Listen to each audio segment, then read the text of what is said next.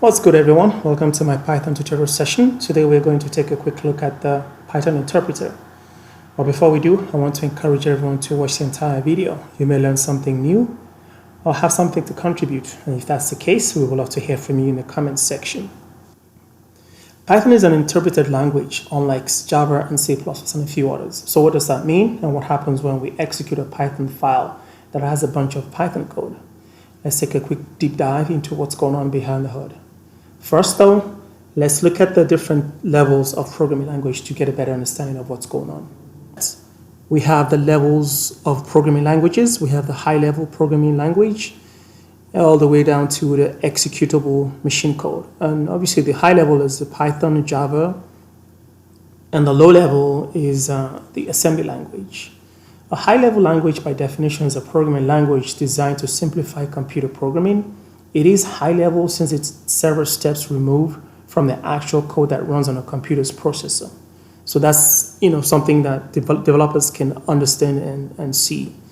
In our case, Java, C, Python. In our case, there's a list up there that falls under the high-level programming language category.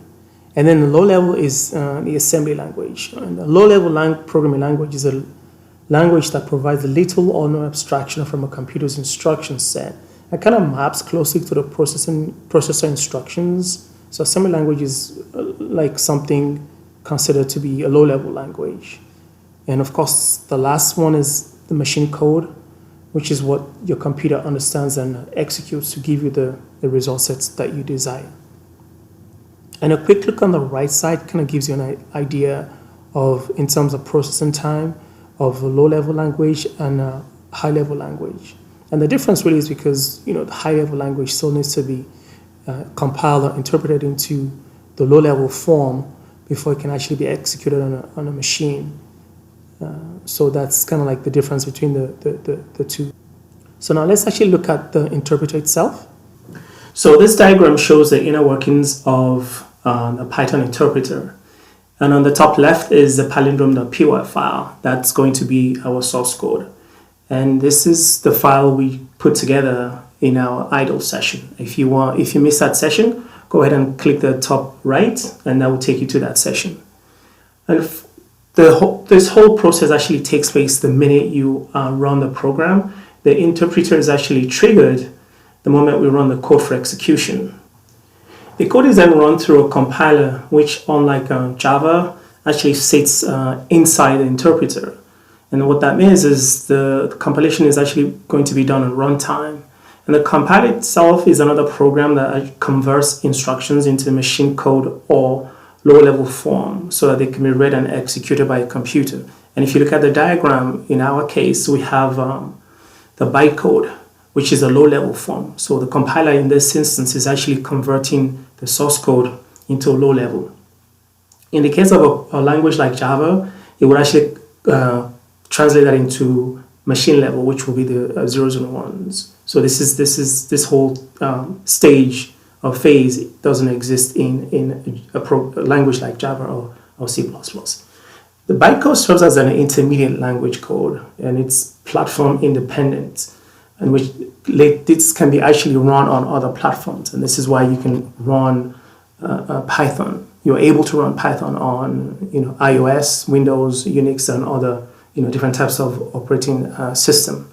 The bytecode is similar to assembly language in that it's not high level, it's low level, but it's still somewhat readable. It's unlike machine language, which is zeros and ones, which is obviously humans can't read. Like bytecode is still, it's like I said, it's an intermediate language code, which is not high level, not machine. It's in between. And the primary difference between like a bytecode and let's say assembly languages, the bytecode itself is actually generated to be used within a virtual machine, and assembly language is created for CPU. And once this environment generates the bytecode, this is then handed over to a virtual machine, and the virtual machine is actually the interpreting stage of the process. The virtual environment actually is an kind of like an isolated program itself. it has its own functions, its own programs, its own libraries, and it's isolated from all the system-wide installations. So kind of like it's detached from it. It functions as a standalone program within your operating system. The function of the machine, the virtual machine, is to translate the bytecode into the final machine code. And interpretation here means converting, reading line by line and executing line by line. From here, we get the code, the bytecode gets converted into a machine code and then runs on your machine. Like this whole process, of course, makes Python slightly slower language than, let's say, Java or C++.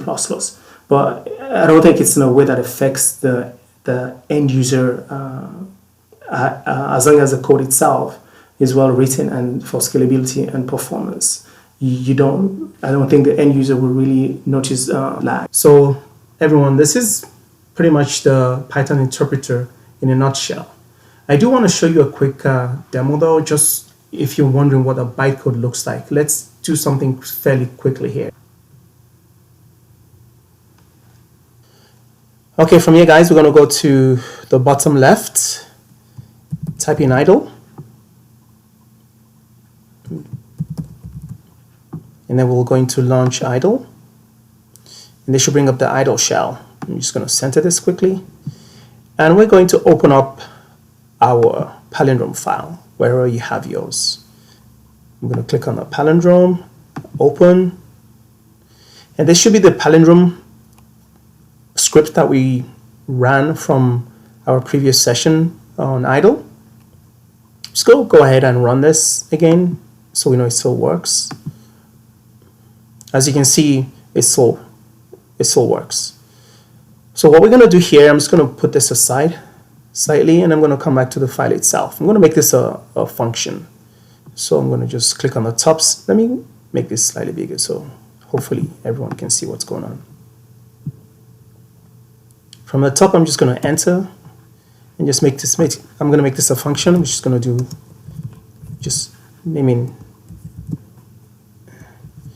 so expal. I'm going to do one thing quickly though from here, because I need to make sure indentation is correct. I'm going to go to format. I'm just going to indent this. So this actually indents the file, the code correctly. And I'm just going to, from here, I'm just going to go ahead. Again, this is clunky, so I'm just going to go ahead and copy this whole thing. Control C, come to this side here, make sure I'm at the prompts, and I'm just going to do a Control V, and it should paste the whole thing. And from there, I'm just going to enter twice, and that should run the script. And that's. And then the best way to find out is just do a expal. Just call the function, and again, you see the function actually runs. And from here, I'm just going to import a module called dis. That's a disassembler. After that, we've done the import dis, we're just going to call this dis.dis. And then we're just going to call the function again, expal, close quotes. Let me just make sure to do that one more time. Dis.dis without the quotes. And this is a bytecode. This is an example of a bytecode in Python. Just something fun to do for you guys to see. And that's pretty much the end of this session on Python interpreter. Go ahead and play around with this if you want. This is a clunky way of creating a bytecode, but for me, it just seems the easiest way just to kind of show you guys what a bytecode looks like in Python. So if you guys like the video, please subscribe and comment, and I will see everyone in the next session. Thank you.